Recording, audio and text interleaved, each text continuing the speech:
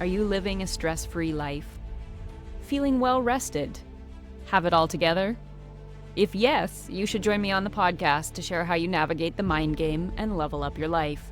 For the rest of us that may not always have it together, who might be dealing with a little bit of stress, who could maybe use a bit more sleep, and maybe look like we have it all together, but really we're just doing the best that we can. Welcome to the Level Up edition of the Mind Game podcast, where we explore the things we didn't know we needed to know that just might change your life, or at the very least, give you an interesting conversation starter. This is part 2 of our conversation about meditation, stress, and how meditation might help. In this episode, we take a closer look at the long-term impacts of prolonged stress. We take a fun time hop back 10,000 years to consider how, in an evolutionary sense, stress helped us to survive and thrive in a world filled with ongoing danger, and how stress reactions can certainly help us in present day to navigate dangerous situations, but hopefully, most of the time you aren't living in a situation that needs an extreme stress response. So if we know that stress has negative impacts on our health and wellness, and we know that there are ways to release that buildup of stress, why don't we level up our game? And so, welcome to the Mind Game, where we explore all of those different topics that we want to learn more about. In this episode, we explore meditation as a possible level up that maybe you hadn't considered. Or maybe you've tried it and you just can't turn off all of those thoughts. That was me. I know meditation's a good thing. I've read the research. But creating a sustainable practice is hard. You need time. It has to work. So when it's tough to figure it out on your own, the best thing to do is find a mentor. If it doesn't work to find someone in person, we live in a pretty amazing time period where you can study and learn from absolutely amazing instructors all over the world without leaving your house. So I did the next best thing to getting a mentor. I started a class. And so I'm sharing what I've learned about meditation so far. So let's dig into the journey. Let's start with the stress and how you can release it with meditation. Let's get started. Welcome to Mind Game, a podcast to level up your life. My name is Stephanie Painshaw, and I'm excited for you to join me on a journey behind the scenes where we'll dig into the stories of resilience, mindset, and unlock the simple habits that will help you change the game. Before we dive in, I want to express our gratitude for your continued support. Your energy powers our quest to provide content that encourages you to unlock new levels of personal growth and step out of your own comfort zone. If you're inspired by an idea or have a suggestion for a future topic, connect with us at mindgamelevelupyourlife.com. Your feedback is a power-up that helps us continue on this epic adventure. So if you're ready to get out of your own way and explore what you didn't know you needed to know, you've come to the right place. So buckle up, open up your mind. It's time to level up.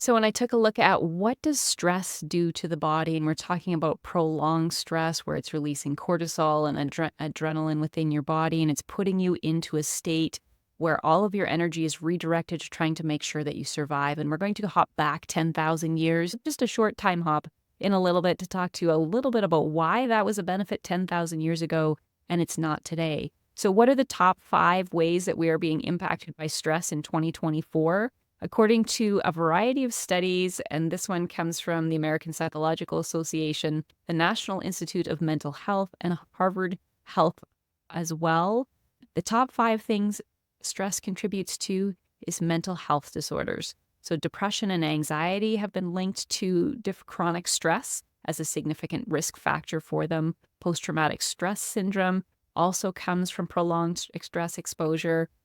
We haven't dug into super better yet, but in that Jane McGonigal talks about post-traumatic growth and post-traumatic stress. So post-traumatic growth is possible after that. Just as a side note, we'll dig into that and hopefully one day talk to Jane McGonigal. Stress can be linked to mental health challenges, and we know that a lot of us are experiencing different types of stress. and that is impacting our mental health. We all experienced what life was like during COVID in 2020, and those effects are still playing out in us. So it is important to consider what you are doing for your brain. And there are many different ways to do that. But again, today we're focusing on meditation.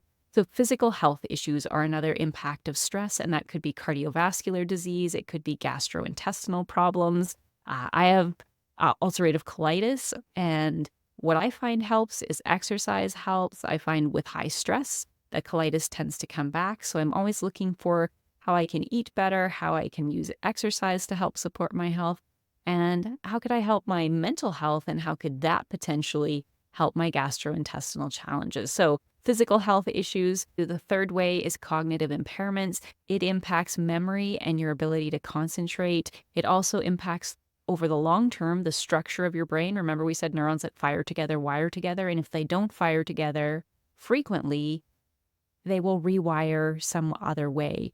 Long-term stress can lead to structural changes in the brain. And we know that long-term stress at different ages in human development impacts how the brain works.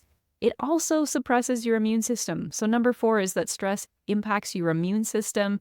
You have reduced immunity, and it says it makes individuals more susceptible to infections. It can also slow down the healing process and exacerbate autoimmune diseases. So if you have an autoimmune disease, you can probably relate to that. It also causes inflammation, and stress will actually increase inflammation, and that can lead to a variety of chronic diseases, including diabetes, arthritis, cancer, all sorts of different things. We do need a certain amount of stress in our life to keep growing and living, but extended and prolonged stress that puts us into that state and releases high amounts of cortisol and adrenaline are not healthy for us over the long term. Number 5 is behavioral changes. So sometimes stress causes us to have unhealthy coping mechanisms. So we might resort to unhealthy behaviors like eating. Perhaps we resort to unhealthy drug or alcohol use. It could be smoking, it could be vaping. There's all sorts of different things that it can push you towards if you're in a high stress. Those substances then put into the body can impact how the body functions as well. Stress can also affect how you sleep. So meditation is something that can help with your sleep. And so if you're struggling with insomnia or poor quality sleep, meditation could help to make it better. Our top 5 ways stress is impacting us in 2024: mental health disorders, physical health challenges, cognitive impairment, so it's impacting how our brain rewires, it's impacting our immune system and suppressing our immune system, and it's causing behavioral changes in what we do, which then impacts our body in other ways. So first of all, we maybe need to appreciate just a little bit of why did stress actually help us out? So what was the value of having stress in our life? And if we time jump 10,000 years ago to the time of saber-toothed cats and cave bears and large predators and humans living outside, foraging for food, trying to stay alive, we're susceptible to the elements and the larger predators around us. Stress was something that saved your life. It allowed you to be hyper aware of your environment. It allowed you to try and remember where your food was and make sure you didn't get eaten by something and become food. So 10,000 years ago, stress was actually very important to the survival of our species. That fight or flight response, or fight, flight, or freeze probably not so helpful to get away from a predator, but the fight or flight helped us to survive in that time period. But one of the ways that stress was really important to us 10,000 years ago is it helped us in an immediate threat response. So it helped us to activate our systems in our body and get it into a ready state very quickly. So when we encountered a highly stressful situation like a predator, activating the body's stress response actually releases adrenaline and cortisol. The purpose of those are to do things like get your brain ready to get your body out of there. So it increases our state of alertness. It helps us with rapid physical reactions necessary for survival. So we can fight, we can flee, we can get away from that stress response. So 10,000 years ago, adrenaline and cortisol pumped into our bodies actually saved our lives. Now, the other thing that it did was it actually enhanced our physical performance. So in those high stress situations, adrenaline and cortisol temporarily increase physical abilities. So that boosts energy levels. It increases muscle strength. It makes us a little bit faster. which means that we could have escaped predators or succeeded in hunting so that we could have continued to eat. So those are good ways that it did that. And there are still ways that it does that today. It also improved our cognitive function by heightening our awareness of our environment around us. So we were more alert, we were more focused. And when you're more focused, you can better respond to the dangers that are potentially around you. It also helped with social bonding and cooperation. It helped us to work as a group to defend ourselves. And if we worked together through a threat, that actually made us more connected to the people around us. It also helped us to adapt to the environment by learning together from those different situations. So from an evolutionary perspective, 10,000 years ago, stress gave us a significant advantage. It allowed our bodies to react and respond to things in our environment that were out to get us. Now, we come back to present day. We're not worried about predators out there, and hopefully you live in an environment where it's not constantly putting you in that stress state.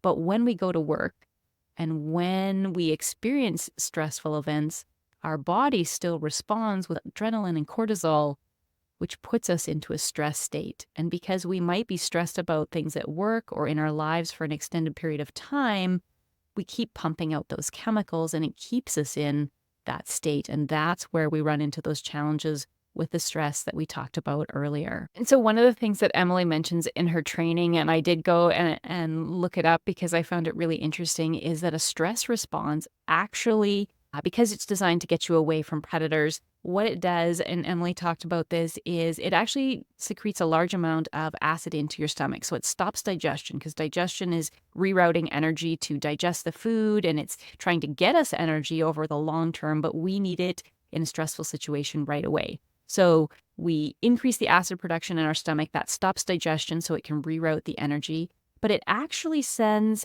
the acid to your surface of your skin, and so you don't taste good.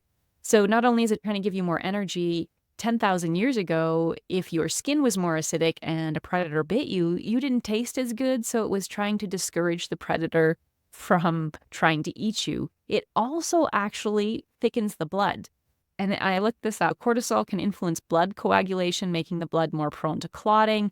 And so if you were to get bitten by something, it helps to coagulate quicker so that you don't bleed out. So this is the science geek in me. I'm like, so how does your blood actually get thicker? It says blood becomes more prone to clotting. Your body doesn't break down the clots quite as fast. It also has hemoconcentration, which is where blood plasma decreases and leads to a relative increase in the concentration of red blood cells and other blood components, which makes it thicker. So your blood doesn't flow quite as quickly out of your body. So you don't taste very good because of the acid production. It actually makes your blood thicker, so if you were to get injured, you don't bleed out as quickly.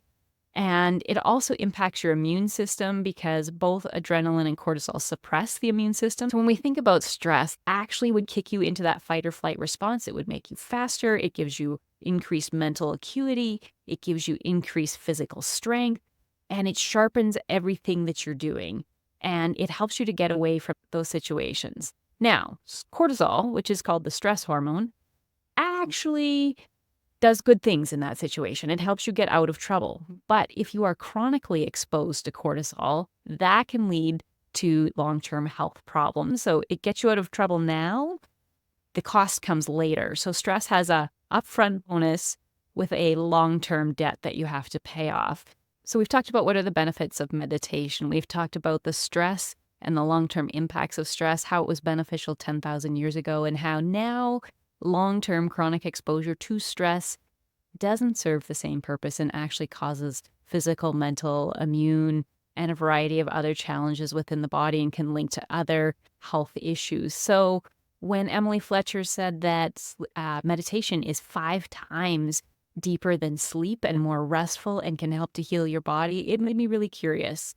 And she said it can help you to sleep better. It can help you to feel better. It can help you to have more energy.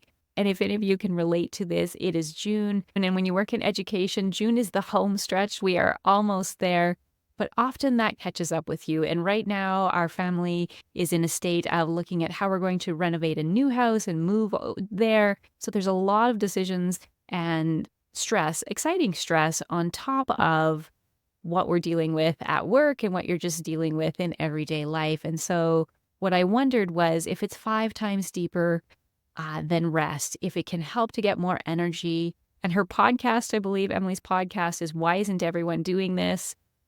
I was curious, why not meditate? And I think if we paused right now, we could all say, maybe I can't clear my brain of all of the thoughts. There's always thoughts happening. I can't sit down for that long to do it. And what Emily's, and I'll link up a masterclass below that you can check out if you have some questions about any of her techniques. But what she says is once you start doing it and once you can release some of that stress that's in your body and you can increase that energy, you won't want to stop doing it. So she said, we often take our brain to the gym. We take our left side of our brain to the gym where it's the logical and analytical side, and we work that hard with problem solving in different pieces. We don't often take the right side of our brain to work to the gym to work it out, where we're in that more creative and innovative state. So you take your body to the gym, why not take your brain to the gym? And so what I decided to do was jump into that and actually take a class on meditation and figure out if it's something that I could do, because one of my challenges is I can't fall asleep very fast. But the other is there's always a lot of thoughts happening, and one idea leads to the next idea, and that spirals into a whole bunch of different things, which sometimes leads to the not sleeping very well. So I thought the only way to dig further into this is to get a meditation teacher and learn how. And if you remember back to the very first podcast episode that we did this season, Tiffany talked about meditation and how she was learning about that. And it's not just about releasing all of the thoughts from your mind. And in fact, Emily Fletcher says you're always going to have thoughts during meditation. You can't, in fact, you don't tell your heart to stop beating and it actually works. You can't tell your brain to stop thinking things.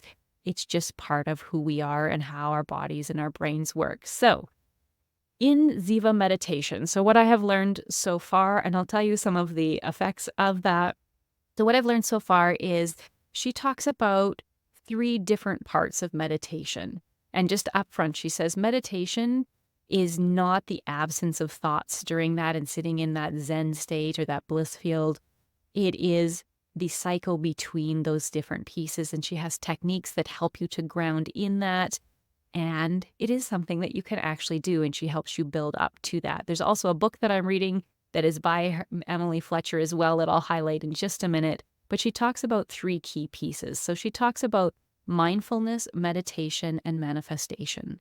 And she said mindfulness is how we deal with the stress now. So when you are mindful and use mindfulness practice as part of the meditation process, you are dealing with the stress in the present.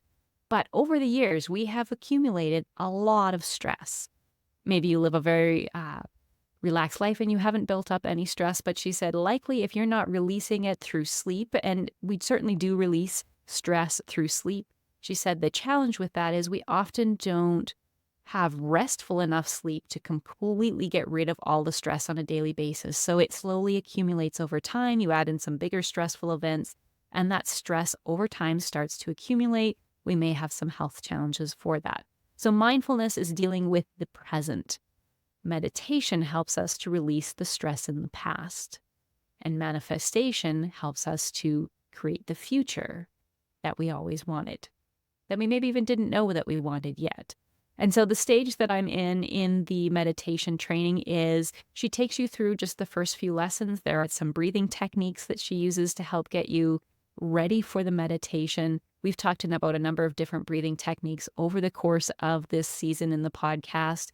Then she has a come to your senses activity where you are trying to be very present in the moment and thinking about what you're hearing, what you're seeing, what you're smelling, what you're tasting, and what you're feeling. And so she takes you through that activity and you ground in those 5 senses, and then you try to hold them all at once. And I encourage you to try that, because if you're going to feel all 5 senses at the same time, you have to be very present in the moment. So it helps to get you out of your head. So she takes you through a practice with some breathing techniques. She practices how you can use your senses to ground in the moment. And then she starts to slowly step you into a meditation practice. And meditation is done sitting up. You're in a supported chair, and it's being quiet and just taking those few minutes for yourself. She teaches you how to use the breathing that come to your senses, and then she teaches you how to use a mantra to dig into that and what that means and how you cycle through it and how you may get to a point where you reach a state where you're like, ha, I finally got it. I'm finally in that bliss field. And then you start thinking about it and you're back out to, now I'm in my head thinking about those thoughts. And so what she encourages you to do is to use the training that she does with the mantra to help ground you back in. You'll find that more restful state, and then it will cycle you back through. The interesting thing that she talked about is when your body gets into that restful state, it starts to actually heal itself. So it starts to go through and repair. And by doing that, it can actually release stress. And one of the things that I found really interesting, because sometimes you'll be in that state and then all of a sudden you'll have a thought, is she said when the body starts to hit that relaxed state where it can help to repair and release that stress, it powers up to do that. And in powering up, your brain also powers up with it. And that's when you might start to have different thoughts come into your mind. But she said part of the meditation practice is just recognizing that they're thoughts and then letting those go, going back and using the mantra to ground in it. And she teaches you how to go through that cycle. She talks about them being a short practice. You start with 5 minutes, 5 to 10 minutes, and then you work up to 15. And she said, a deep meditation practice is no better than a shallow practice. And she said, if you sit down with the intention to meditate, you can't not benefit from that. So if you make the effort, if you sit down, even if it's a few minutes that you take for yourself, that is still a step forward for you to rest your brain, to help rest your body. And she talks about how when we sleep, our brain rests, but our body stays ready so that we can respond to dangers. And how when we meditate, our brain stays aware of the environment and our body really gets to be in that deep resting state. So it is really intriguing how she takes you through all of those different pieces and explains how to get into that meditative state, what it's like, how you cycle through, how that depends on whether it's morning or evening, why 2 practices of meditation a day is eventually something that you won't want to live without. And I've just started into that stage, so you're welcome to stay with me on that journey. The other piece that she says, and she says this is where some people stop meditating or they quit the practice because it's hard. Emily Fletcher says, we don't meditate to get good at meditating. Emily Fletcher says we meditate to get better at life. And you can be a sloppy, distracted meditator. The fact that you sit down to do it is what's making the difference. And over time, you can train your brain to do those different pieces so you can drop into that state more effectively. And so one of the reasons that people quit is when you start to get into that state, she said, and she'll talk about how the detox happens and how you release that stress in that meditative state from the past and how that takes time. And she said, one of the things that you're going to experience, and she said, you're all going to say it, is you promised me more energy and you promised me to feel more rested, and I don't. She said, you'll get to a point where you feel groggy, where your brain is a little bit foggy, where you're tired, maybe where you're irritable, maybe where you're sometimes crying and you're not sure why you're feeling dysregulated. And she actually makes you promise not to make any big life decisions in the time that you're taking this course, because she said, when you get into a state where your body can release not only the present stress, but start to release some of the stress from your past, that's going to cause some emotions and cause some feeling, because when it went in, it caused some of that stressful feeling. So when it comes out, it might not always be pretty on the way out. So that was day 8 yesterday. And I thought, okay, I'm meditating. I'm working on learning how to do this. I still feel tired. It's also June for teachers. I was joking with a colleague that I'll probably feel more rested in July because that's when we go on summer holidays. So what she said is if your brain feels a little foggy, if you feel like you're just not moving as quickly, if you are just feeling tired, you're feeling more emotional, those are all signs that you're in a detox stage of meditation and you need to keep going, because the more you do that, the more you're going to get that stress out. And she said getting rid of all of the stress that you've packed into your body over a course of a lifetime takes a lot of years.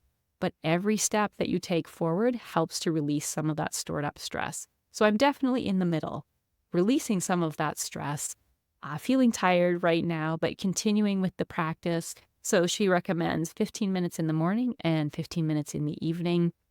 If you check out the show notes below, I've included a link to her master's class where she goes through and shares some of the information about the Ziva meditation technique. So check out that link if you're curious. If this was an episode that resonated with you, drop a comment, let me know. I will keep you updated through our summer series on how the meditation experience is going. So I hope that this was helpful for you, that perhaps you hadn't considered meditation. Perhaps you could relate to some of the long-term impacts of stress. And there are many ways to deal with stress. Meditation is one of those that I was curious about, so I wanted to share that journey with you. Exercise, and we'll talk about my 10 minutes must do, can't fail every day, at least 10 minutes. And as I look at the clock right now, that's where I'm headed. I need to get changed, go do my workout. It is day 11 in the Carolyn Gervin series. So we will do an episode on some of my favorite workouts, and day 640 something in the journey to everyday 10 minutes must do, can't fail of movement. So I have the physical part of that habit down. I'm working on building the morning meditation and the evening meditation. Right now, I'm definitely in the meditation detox stage where it's releasing stored up stress, but I'm going to keep going because, like Emily Fletcher said, you have to get through that detox stage before you can appreciate the energy and the mental clarity and the benefits of meditation. And so here's to staying on that journey, continuing to learn something new, because that's all part of the level up. And so thank you for joining me on this episode. I hope that you found this interesting and helpful, and stay tuned for future summer series podcasts on some of the things that I'm learning and some of my favorite things that I'm listening to. And we will have a few guests along the way over the summer. But thank you so much for all of your support this season. We'll see you again soon. Take care. Could you relate to the impacts of stress? Did you learn something you didn't know about meditation? In this episode, we explored the evolutionary roots of the stress response as a survival mechanism, and that the immediate stress response of adrenaline and cortisol still play a crucial role in today's world. There are times when we need to respond to dangerous situations. The challenge today is that we often find ourselves in a prolonged stress response, which impacts not only our mental, physical, and cognitive health, but it also impacts the effectiveness of our immune system, and sometimes leads us to coping with unhealthy behavioral changes. If you're experiencing the side effects of stress, it might be time to level up. It's important to find a way to help release stress that makes a difference for you. In this episode, we explored the benefits of meditation, including increased energy, better sleep, enhanced mental clarity, and the ability to release stress, not only in the present, but from your past as well. As I share this with you, I've completed the class. I'm working on building a consistent twice-a-day meditation practice. And you might ask, Stephanie, does it actually make a difference? Well, let me tell you this story. I'm 650 days into my fitness journey. Yes, I haven't missed a day of 10 minutes or more of movement in the last 650 days. Whether that's a full-on weight workout with Carolyn Gervin, to walking or a yoga practice. The thing is, in 650 days, I haven't yet managed to build a strong early morning workout routine. I work out consistently, but I don't get up extra early to do this. 11 days into the meditation course, I started getting up 15 minutes earlier to meditate. And some days, I wake up earlier concerned that I might have missed getting up early so that I could meditate. That's 5:30 a.m. I finished my meditation course earlier this week, and on weekdays, I'm still getting up at 5:30 a.m. It makes a difference. Was there a meditation stress detox period? Yes. Yes, there was. All of the things that Emily shared happened. I felt tired, my brain felt foggy, and then day 10 or 11 rolled around, and it's hard to describe, but my brain started to feel better. It's a stressful time of year, but I feel more optimistic about the things ahead, and I'm better able to deal with the stress of the day. Do I still get tired? Yes, but I feel like I'm in a better space to deal with it, and it will only get better. Some days I'm in the zone, and some days I'm so in my head, wrapped up in all of those thoughts, I have to use all of the techniques that Emily shared with us to stay focused. And that's when I remember that what matters is going through the practice and letting go of whether today I was better than yesterday. We meditate to get better at life, not to get better at meditation. So give yourself some grace for stepping into the practice, for trying to level up. Stay tuned for more from our summer short series, and I have some exciting guests ahead for you. If you're curious about meditation, I've linked up the free master's class in the show notes below so you can check it out. And until next time, remember to mind the game so that you too can level up your life. Thanks for listening. Here's your Mind Game, episode 28, challenge. Share this episode and the one point that resonated most with you. Hashtag it, level up your life. Thank you for choosing to listen to Mind Game, a podcast to level up your life. We hope that you've enjoyed the insights, inspiration, and habits shared in this episode. Your support is a game changer, and we are incredibly grateful to be on this journey with such an amazing community of listeners. If you have any wonders, questions, or suggestions about this or future episodes, we'd love to hear from you. Connect with us on social media and share your feedback. Remember, you can catch all of our episodes on Apple Podcasts, Spotify, and YouTube. Make sure to subscribe, rate, and leave a review. It helps us bring valuable content to you, our listeners. Don't want to miss the next episode? Join our Facebook group and email list and get ahead of the game. Until next time, remember to mind the game so that you can get out of your own way and level up your life.